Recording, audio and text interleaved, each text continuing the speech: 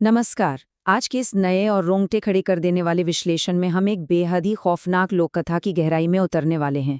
आज की चर्चा का विषय है डायन का बदला। तो चलिए बिना वक्त बर्बाद किए सीधा इस कहानी के अंदर चलते हैं। हम अंधविश्वास, इंसानी गलतियों और कभी न खत्म होने वाले इंतकाम की एक ऐसी कहानी का निष्पक्ष विश्लेषण करेंगे जो हमें डर के मनोविज्ञान के बारे में बहुत कुछ सोचने पर मजबूर कर देगी। कहानी की शुरुआत में ही एक बहुत पुरानी और डरावनी कहावत सामने आती है। कहा जाता है कि एक डायन अपना बदला 7 जन्मों के बाद भी नहीं भूलती।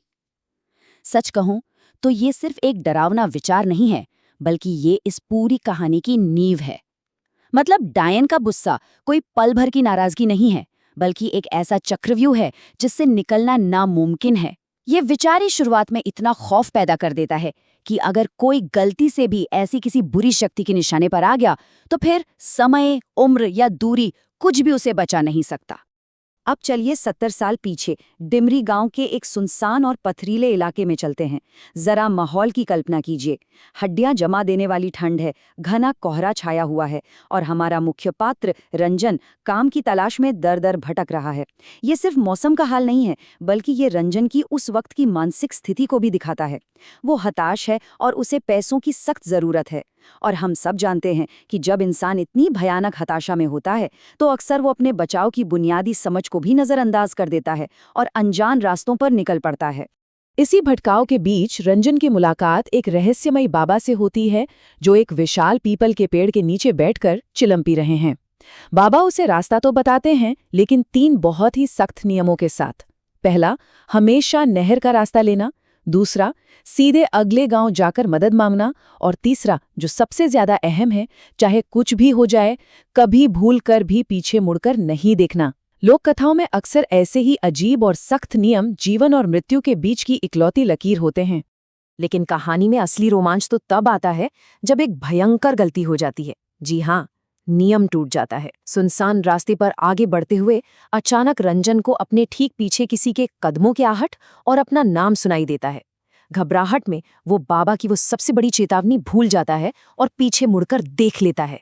मुड़ते ही जो दृश्य उसके सामने था वो किसी डरावने सपने से कम नहीं। जो बाबा मीलों पीछे छूट गए थे वो रहस्यमयी तरीके से पलक झपकते ही उसके ठीक पीछे खड़े थे।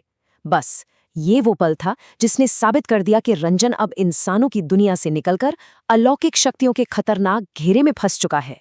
उस खौफनाक घटना के बाद बाबा उसे जंगल के बीचों बीच एक बूढ़ी औरत की पुरानी हवेली में कुआं खोदने का काम मांगने भेज देते हैं। लेकिन यहाँ हवेली में खतरों की एक पूरी नई लिस्ट उसका इंतजार कर रही थी। उस बूढ़ी औरत के नियम बहुत ही अजीब थे, जैसे सिर्फ अपने काम से काम रखना, हवेली की किसी भी वस्तु को हाथ नहीं लगाना, कोई सवाल नहीं पूछना और सबसे अजीब, कभी भी उस औरत के पीछे नहीं चलना। अब सोचिए, कोई भी सामान्य इंसान काम देने के लिए ऐसे अजीबोगरीब नियम तो नहीं बनाता ना। ये नियम साफ साफ खतरे की घंटी बजा रहे थे, लेकिन बेचारा रंजन अपनी मजबूरी के जाल में फंसा था। हवेली के अंदर का नजारा तो और भी ज्यादा चौंकाने वाला था। एक तरफ तो ये एक साधारण हवेली दिखनी चाहिए थी, लेकिन अंदर जाने पर रंजन को मरम्मत के सामान की बजाय हर जगह छोटे छोटे आईने लटके हुए मिलते हैं। और सबसे डरावनी बात, काले कपड़े से बनी अजीबोगरीब गुड़ियां जिनकी आंखों से लाल रंग का कुछ तरल टपक रहा था। ये नज़ारा तो चीख चीख कर कह रहा था कि यहाँ कुछ बहुत ही भयंकर चल रहा है। लेकिन दुर्भाग्य देखिए, पैसों की इतनी सख्त जरूरत थी कि रंजन ने इन सारी अलौकिक चेतावनियों को पूरी तरह से अनदेखा कर दिया। इतने खौफनाक माहौल के बावजूद पूरा 1 सप्ताह बीत जाता है। हैरानी की बात यह है कि रंजन सफलतापूर्वक पूरे 7 दिन तक बिना कोई सवाल किए चुपचाप अपना कुआं खोदने का काम करता रहता है और बदले में उसे तय किए गए पैसे से 2 गुनी मजदूरी और अच्छा खाना मिलता है। ये हिस्सा वास्तव में इंसानी स्वभाव को बहुत बारीकी से समझाता है। जब लालच या कोई बहुत बड़ी मजबूरी सामने हो तो इंसान बड़े से बड़े खतरे के साथ भी समझौता करना सीख ही लेता है। काम खत्म होने के बाद कहानी में असली भूचाल आता है। जाते जाते वो बूढ़ी औरत रंजन से एक आखिरी काम करने को कहती है।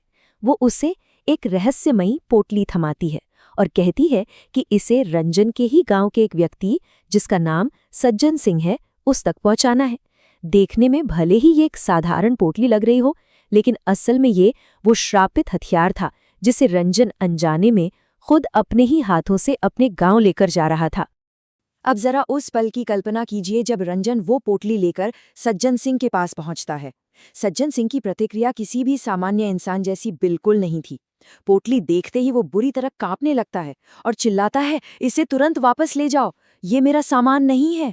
सज्जन सिंह जब उस पोटली को खोलकर देखता है तो उसके चेहरे पर जो खौफ था उसे शब्दों में बयां नहीं किया जा सकता।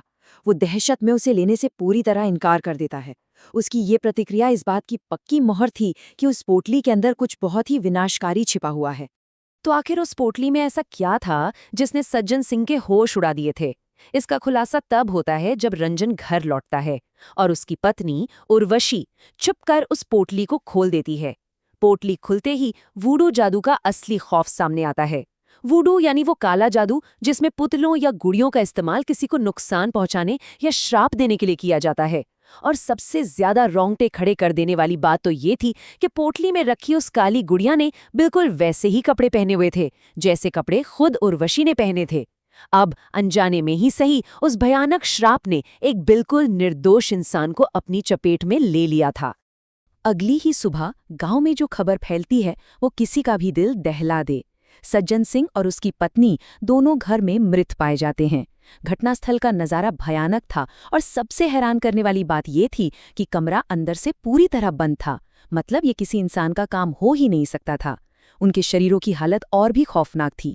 वे इस तरह से मुड़े तुड़े हुए थे जैसे किसी कपड़े की गुड़िया को बेरहमी से मरोड़ दिया गया हो। ये इस बात का आखिरी और सबसे खौफनाक सबूत था कि उस पोटली का अलौकिक खतरा 100% सच था। इन हत्याओं की खबर सुनकर रंजन बुरी तरह घबरा जाता है और सच्चाई जानने के लिए सीधा उस हवेली की तरफ भागता है। और यहीं पर इस पूरी कहानी का सबसे बड़ा राज खुलता है। वहां से गुजरने वाला एक स्थानीय व्यक्ति रंजन को बताता है कि भाई, जिस हवेली में तुम काम कर रहे थे वहां तो पिछले 50 सालों से ताला लटका हुआ है। जिसे रंजन अपना मालिक समझ रहा था वो कोई इंसान थी ही नहीं, वो असल में एक डायन थी जिसे आधी सदी पहले मार दिया गया था और जो आज भी अपनी उसी हवेली में भटक रही है। इस पूरे लोक कथा के पीछे का असली कारण 50 साल पुराना एक द्वेष था। हुआ यूं था कि 50 साल पहले एक तांत्रिक ने उस डायन की शक्तियां खत्म करने के लिए उसके बाल काटे और उसे जलाकर मार डाला था। और जानते हैं वो तांत्रिक कौन था? वो कोई और नहीं बल्कि सज्जन सिंह ही था। डायन ने अपना 50 साल पुराना बदला पूरा करने के लिए बेचारे रंजन का एक मोहरे की तरह इस्तेमाल किया। वो श्रापित पोटली उसी तांत्रिक को हमेशा के लिए खत्म करने का एक अचूक हथियार थी। लेकिन जैसा कि हमने शुरुआत में चर्चा की थी, डायन का बदला कभी इतनी आसानी से खत्म नहीं होता। इस बदले की आग में एक बहुत भारी कीमत चुकानी पड़ी। चूंकि उर्वशी ने वो पोटली खोली थी और उस काले जादू के सीधे प्रभाव में आ गई थी, इसलिए डायन के उस अंधे श्राप ने उसे भी नहीं बख्शा। जब रंजन पूरी तरह टूट चुका अपने घर लौटता है तो वो देखता है कि उसकी अपनी पत्नी रहस्यमयी हालत में फंदे से लटकी हुई है। वो इस काले जादू का एक अनचाहा लेकिन बेहद भयानक शिकार बन चुकी थी। कहानी यहाँ खत्म नहीं होती दोस्तों। इसका सबसे खौफनाक और मनोवैज्ञानिक रूप से तोड़ देने वाला हिस्सा अब आता है। अपनी पत्नी की मौत से टूट चुका रंजन उस मनहूस पोटली को उठाता है और उसे जंगल में बहुत दूर फेंकाता है। लेकिन आधी रात को उसके दरवाजे पर दस्तक होती है। जब वो घबराता हुआ दरवाजा खोलता है तो उसके पैरों तले जमीन खिसक जाती है।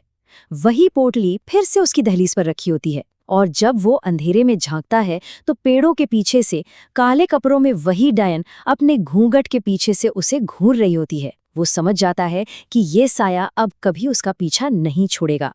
यह खौफनाक कहानी हमें अंततः एक झकझोर देने वाले सवाल पर लाके छोड़ देती है। एक बार जब कोई श्राप मुक्त हो जाता है तो क्या निर्दोष लोग कभी सच में उसकी पकड़ से बच सकते हैं? यह विश्लेषण सिर्फ डराने के लिए नहीं था, बल्कि ये दिखाता है कि प्रतिशोध की आग कैसे पीढ़ियों तक सुलगती रहती है और बिना किसी भेदभाव के सबको अपनी चपेट में ले लेती है। डायन का बदला एक ऐसी ताकत के रूप में दिखाया गया है जो इंसान की समझ, तर्क और समय सबसे परे है। यह एक ऐसा सवाल है जो इस विश्लेषण के खत्म होने के बाद भी हमारे दिमाग में गूंजता रहेगा कि क्या कुछ गलतियों की माफी सच में कभी नहीं मिलती? खैर, आज के इस विश्लेषण में बस इतना ही। जल्द ही एक और गहरे और दिलचस्प विश्लेषण के साथ आपसे फिर मुलाकात होगी।